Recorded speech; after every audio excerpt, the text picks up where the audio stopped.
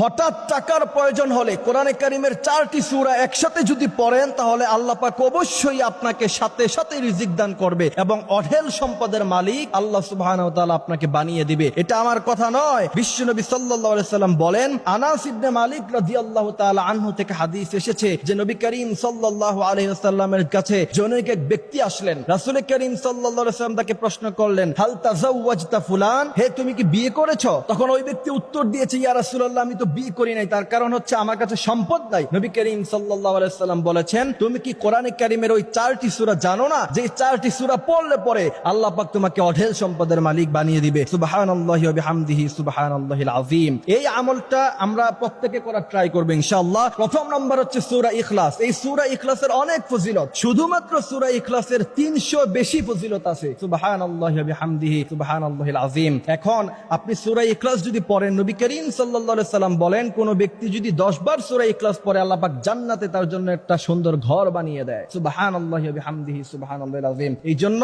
প্রথম নাম্বার হচ্ছে সূরা ইখলাস, এটা আমরা নিয়মিত পড়ব। দ্বিতীয় নাম্বার হচ্ছে সূরা নসর।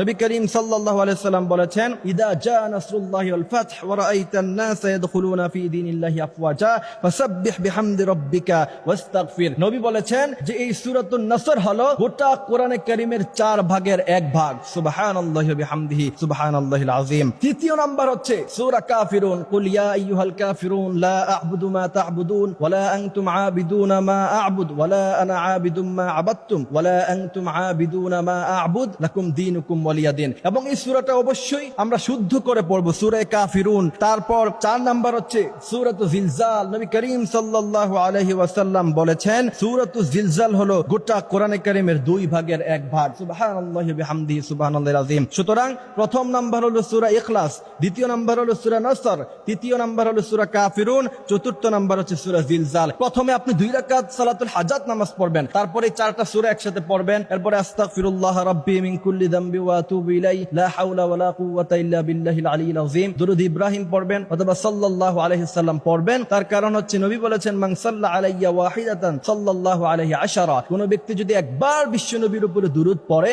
বিশ্বনবী বলেন আল্লাহ পাক 10 বার তার উপরে রহমত নাজিল করে।